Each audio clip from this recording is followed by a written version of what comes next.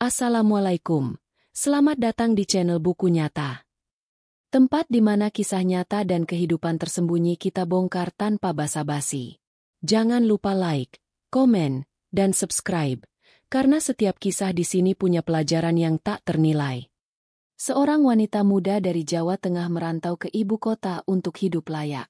Tapi siapa sangka, demi tas mewah dan apartemen elit, dia rela jadi simpanan kakek tajir.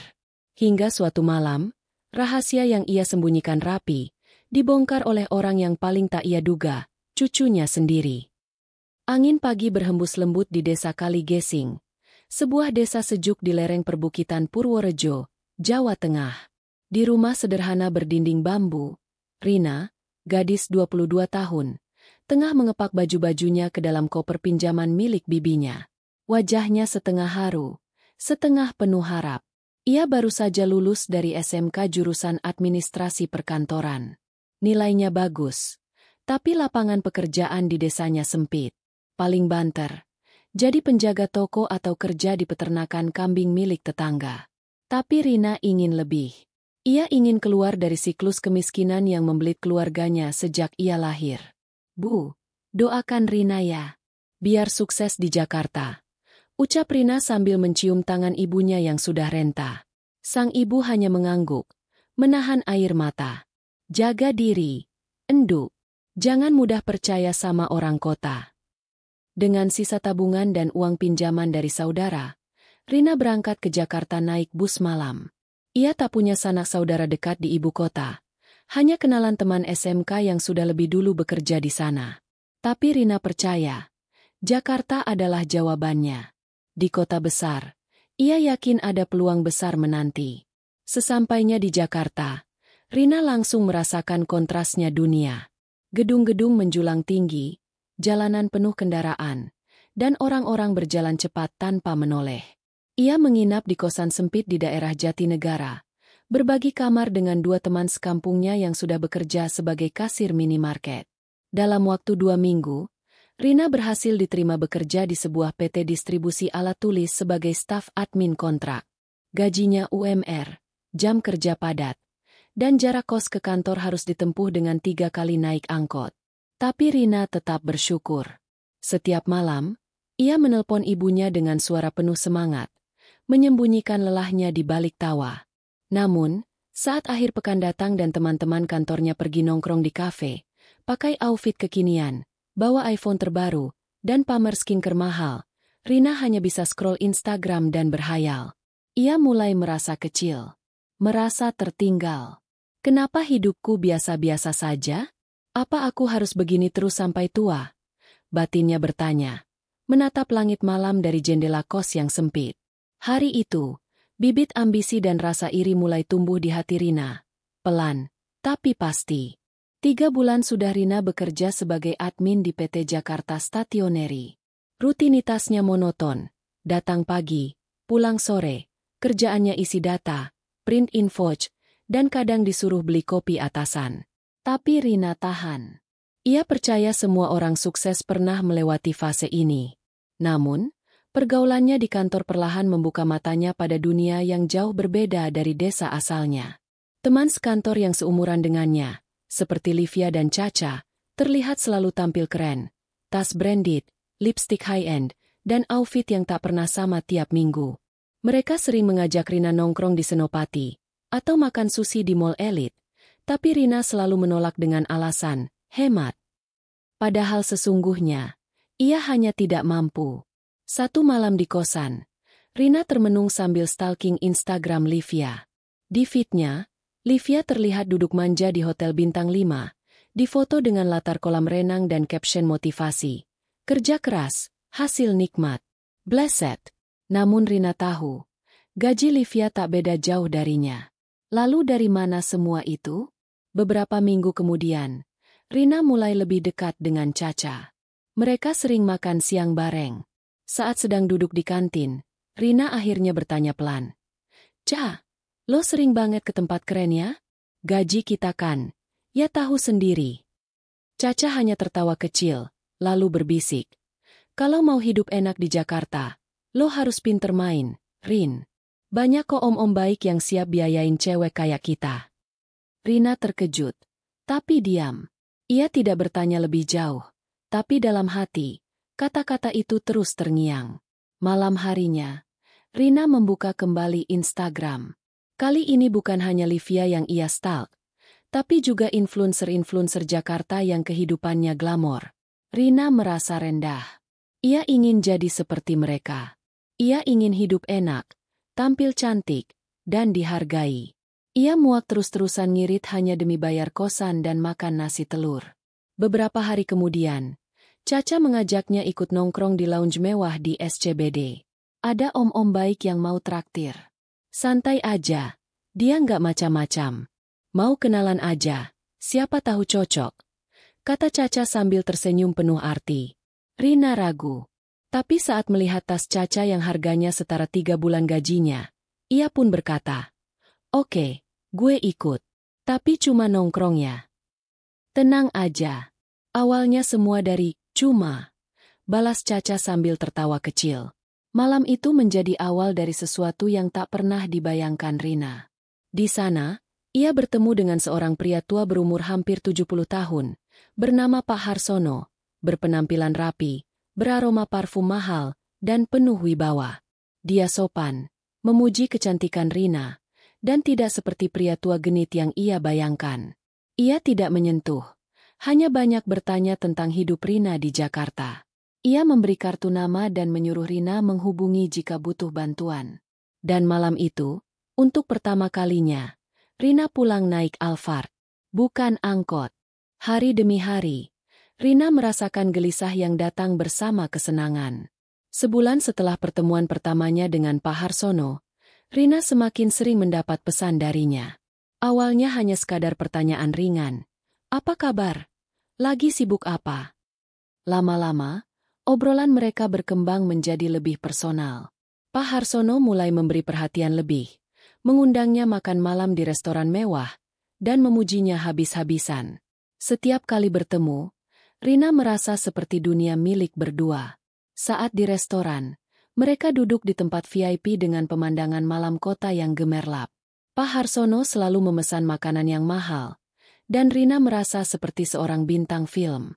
Semua perhatian tertuju padanya. Rina mulai merasakan kesenangan yang belum pernah ia rasakan sebelumnya. Baju-baju branded, sepatu mahal, tas-tas yang lebih indah daripada yang ia lihat di Instagram teman-temannya. Semua itu datang dengan mudah, dengan hanya sedikit perhatian dan senyuman manis. Suatu malam, setelah makan malam di restoran mewah, Pak Harsono mengajak Rina pulang ke apartemennya. "Gak usah buru-buru pulang," katanya sambil menepuk kursi di sampingnya. "Aku cuma ingin ngobrol lebih lama.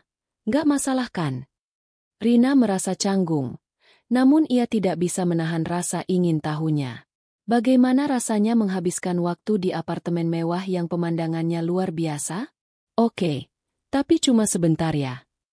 Malam itu, di ruang tamu apartemen yang luas, Pak Harsono mulai menunjukkan ketertarikannya secara lebih jelas. Rina yang semula canggung akhirnya merespons, meskipun dalam hatinya ada perasaan bingung.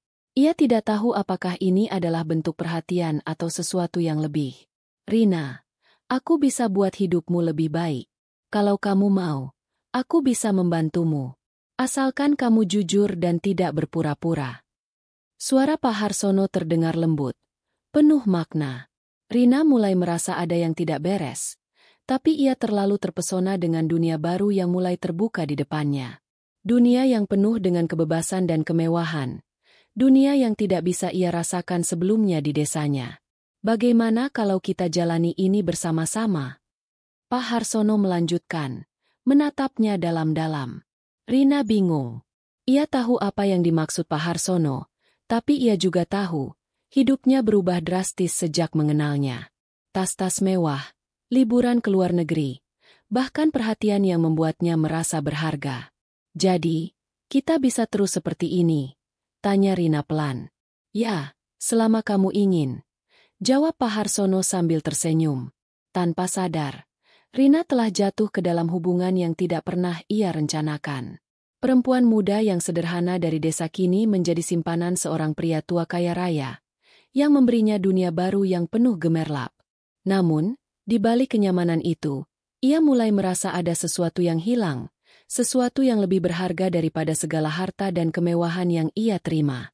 Hari-hari berlalu, dan Rina semakin tenggelam dalam dunia barunya. Tak hanya tas-tas branded dan makan malam mewah, tapi juga perhatian tak terbatas dari Pak Harsono. Rina mulai merasa dirinya sangat dihargai, sesuatu yang selama ini ia dambakan.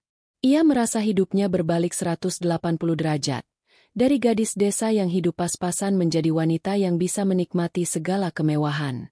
Namun, meskipun Rina mulai nyaman dengan kehidupannya, ada sesuatu yang mengganggu. Beberapa kali, ia merasa tak sepenuhnya nyaman dengan hubungan ini. Ada rasa bersalah yang sering muncul, tetapi segera teralihkan dengan pemandangan indah dari balkon apartemen Pak Harsono, atau saat dirinya dibawa ke luar negeri untuk liburan.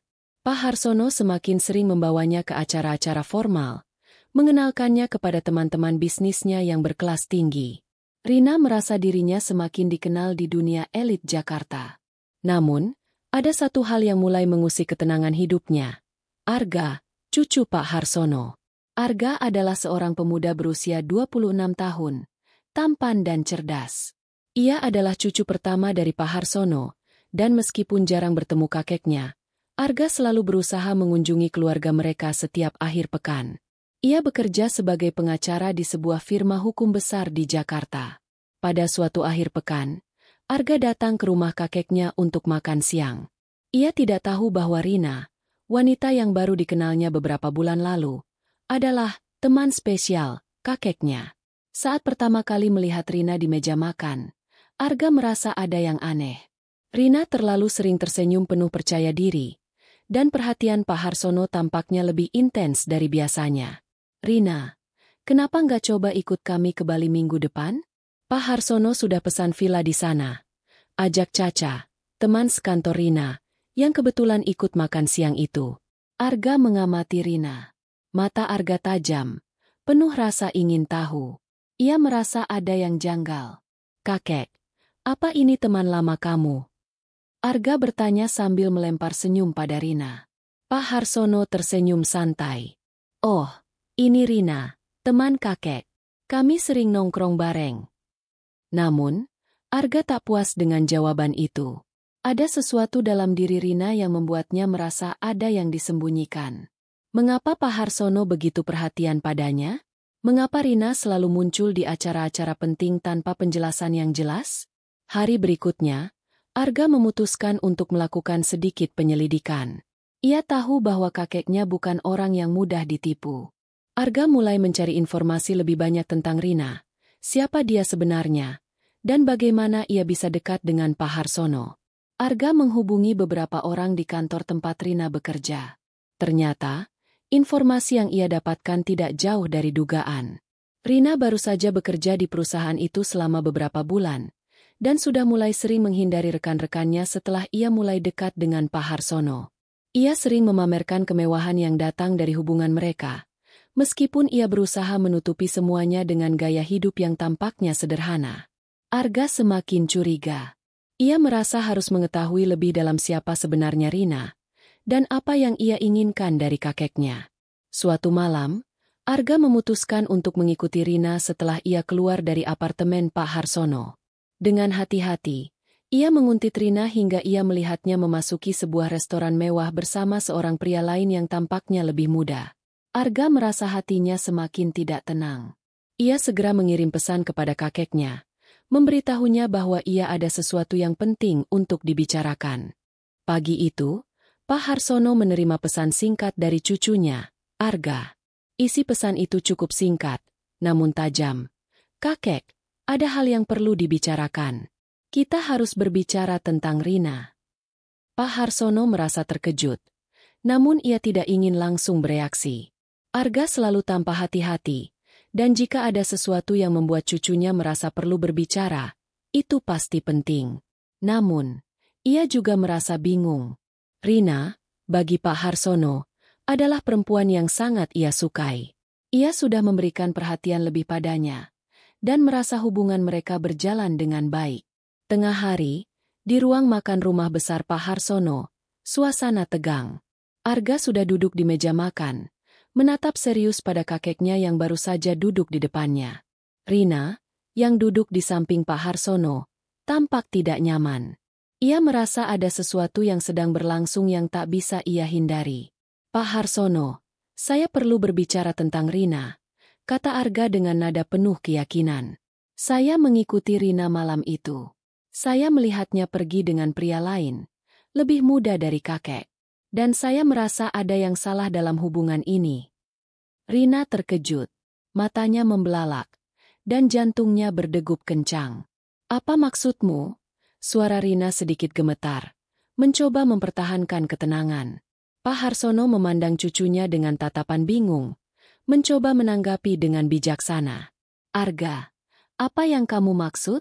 Kenapa kamu berpikir begitu? Rina hanya teman kakek, ujarnya dengan nada yang sedikit mempertahankan. Arga tidak menyerah. Kakek, saya tidak bodoh. Saya tahu bahwa Rina bukan hanya teman kakek. Ini lebih dari itu. Dan saya punya bukti. Saya mengikuti Rina dan melihatnya dengan pria lain. Anda tahu sendiri. Saya hanya ingin melindungi keluarga ini dan kakek. Kehidupan yang selama ini Rina nikmati mulai berbalik. Pak Harsono, yang ia anggap sebagai penyelamatnya dari kehidupan yang biasa-biasa saja, kini tampak ragu. Arga, cucunya yang tampaknya lebih pintar dan lebih berhati-hati, sudah mengetahui semuanya. Rina merasa tersudut. Dalam dirinya, ada pertarungan batin yang berat. Ia menyadari bahwa segala kemewahan yang ia nikmati tak datang begitu saja. Ia juga tahu bahwa Pak Harsono sudah memberi perhatian yang tulus kepadanya, dan ia seharusnya tidak mempermainkan perasaan pria tua itu. Namun, hasrat akan hidup mewah yang telah membuatnya nyaman membuatnya sulit untuk berhenti. Pak Harsono menghela napas panjang. Jadi, kamu tahu tentang itu, Rina? Tanyanya, suara sedikit lebih rendah. Apa yang sebenarnya kamu inginkan dariku? Kemewahan ini? Atau memang ada sesuatu yang lebih dari itu? Rina menundukkan kepala, merasa malu. Saya tidak tahu harus bagaimana menjelaskan semuanya. Awalnya, saya hanya ingin keluar dari kehidupan biasa saya. Saya ingin sesuatu yang lebih. Saya hanya ingin merasa dihargai, jawab Rina dengan suara pelan, penuh penyesalan. Arga menatapnya tajam. Lalu, itu hanya tentang uang dan kemewahan, bukan? Kakek bukan alat untuk mencapai hidup mewah. Rina, ini tidak hanya tentang kamu, tapi juga tentang bagaimana orang seperti kakek dihormati. Pak Harsono menatap Rina dengan mata yang tak bisa disembunyikan kecewa. Rina, aku memang tidak muda lagi, tapi aku tidak butuh wanita yang hanya ada karena kemewahan. Aku ingin seseorang yang bisa menemani hidupku, bukan hanya yang mencari keuntungan. Apakah kamu siap menghadapinya? Rina duduk diam, mencerna setiap kata yang baru saja keluar dari mulut Pak Harsono. Keputusan yang harus ia buat terasa berat. Dan untuk pertama kalinya ia merasakan betapa rapuhnya dunia yang telah ia bangun selama ini. Di luar rumah besar Pak Harsono, hujan mulai turun deras. Rina berjalan cepat, melangkah menuju mobil dengan kepala penuh kebingungan. Arga benar. Selama ini, ia hanya mencari cara untuk menikmati hidup yang lebih baik, tanpa memperhitungkan harga yang harus dibayar. Semua yang ada dalam hidupnya sekarang terasa seperti pasir yang tergelincir dari jemari. Pak Harsono, yang ia anggap lindung, kini merasa seperti korban. Dan ia, seorang wanita muda dari desa, hanya menjadi bagian dari permainan yang lebih besar. Dunia yang penuh dengan kebohongan, skandal, dan ambisi yang tak pernah ia bayangkan sebelumnya. Hari-hari setelah pertemuan di meja makan itu seperti kabut tebal yang mengaburkan semuanya. Rina merasa hampa, terjebak dalam dunia yang selama ini ia impikan, namun sekarang terasa seperti penjara. Kemewahan yang dulu begitu menggoda kini berbalik menjadi beban yang berat di pundaknya. Dalam perjalanan pulangnya, ia merasa kosong, dan setiap langkah terasa lebih berat daripada sebelumnya. Ia kembali ke kosannya, yang kini terasa lebih sunyi dan muram. Begitu memasuki pintu kamar, ia langsung jatuh terduduk di atas tempat tidur, menatap kosong ke langit-langit. Semuanya berubah dalam sekejap. Apa yang ia kejar selama ini, Gaya hidup mewah, perhatian, rasa dihargai, ternyata hanya ilusi belaka. Pak Harsono sudah memberi kesempatan untuk memilih, dan kini ia menyadari, pilihan itu tidak semudah yang ia bayangkan.